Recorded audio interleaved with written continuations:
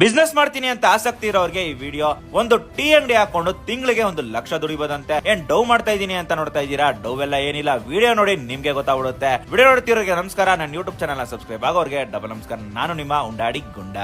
ನಾನಿವತ್ತು Kanakapura main road art of living ಹತ್ರ ಇರೋ ಟೀ ಡೇಗೆ ಬಂದಿದ್ದೀನಿ. ಈ ಟೀ ಡೇ ಶುರು ಮಾಡಿದ್ದು 2022 ಬೆಂಗಳೂರಲ್ಲಿ. ಇದು ಬಂದು ಮೇಡ್ ಇನ್ ಕರ್ನಾಟಕ. ಇಡೀ ಇಂಡಿಯಾದಲ್ಲಿ 225 ಔಟ್ಲೆಟ್ ಇದ್ರೆ ನಮ್ ಕರ್ನಾಟಕದಲ್ಲಿ 150 ಔಟ್ಲೆಟ್ ಇದೆಯಂತೆ. ಇನ್ನ 90 ಔಟ್ಲೆಟ್ ನಮ್ ಬೆಂಗಳೂರಲ್ಲೇ ಇದೆಯಂತೆ. ಫ್ರಾಂಚೈಸಿ ಬಗ್ಗೆ ಡೀಟೇಲ್ ಆಗಿ ಹೇಳ್ತೀನಿ, ಸ್ವಲ್ಪ ಕೇಳಿಸ್ಕೊಬಿಡಿ.